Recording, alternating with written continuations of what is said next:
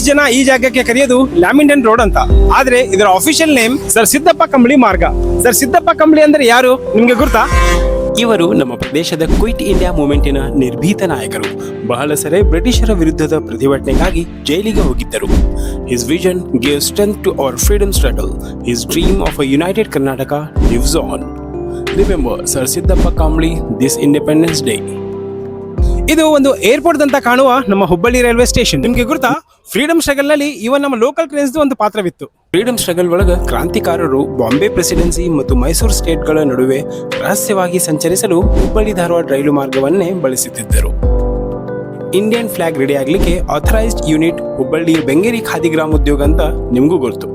ಆದ್ರೆ ಆ ಖಾದಿ ಬಟ್ಟೆ ತಯಾರಾಗೋದು ಹುಬ್ಬಳ್ಳಿಯಲ್ಲಿ ಅಲ್ಲ, ಧಾರವಾಡದಿಂದ 30 ಕಿಲೋಮೀಟರ್ ದೂರದಲ್ಲಿ ಇರುವ ಗರಗ್ನಲ್ಲಿ. ಇದು the only place in India officially license to manufacture the Indian national flag from hand spun and hand woven khadi. ನಮ್ಮ ಶೈಕ್ಷಣಿಕ ಸಂಸ್ಥೆಗಳು ಕೇವಲ ಅಧ್ಯಯನ ಕೇಂದ್ರಗಳಾಗಿರಲಿಲ್ಲ, ಅವು ದೇಶಭಕ್ತಿಯನ್ನು ಪ್ರೇರೇಪಿಸುವ ವೇದಿಕೆಗಳಾಗಿದ್ದವು. ಧಾರವಾಡದ ಕರ್ನಾಟಕ ಕಾಲೇಜ್ ಅಂದ್ರೆ ಕೆಸಿಡಿ ವಿದ್ಯಾರ್ಥಿಗಳು ಫ್ರೀಡಮ್ ಸ್ಟ್ರಗಲ್ ಮೆರವಣಿಗೆಗಳಲ್ಲಿ ಸಕ್ರಿಯವಾಗಿ ಭಾಗವಹಿಸಿ ಬ್ರಿಟಿಷರ ನೀತಿಗಳ ವಿರುದ್ಧ ಪ್ರತಿಭಟಿಸಿದ್ದಕ್ಕಾಗಿ ಅರೆಸ್ಟ್ ಕೂಡ ಆಗಿದ್ದರು. ಹೀಗೆ ನಮ್ಮ ಹುಬ್ಬಳ್ಳಿ ಧಾರವಾಡ ಒಳಗ ಸ್ವಾತಂತ್ರ್ಯ ಹೋರಾಟದ ಸಾಕಷ್ಟು ಹೆಜ್ಜೆ ಗುರುತುಗಳಿವೆ. ಮುಂದಿನ ಬಾರಿ ಈ ಸ್ಥಳಗಳನ್ನು ನೋಡಿದಾಗ ಅವುಗಳ ಹಿಂದಿರುವ ದೇಶಭಕ್ತಿ ಕಥೆಗಳನ್ನು ನೆನೆಯೋಣ.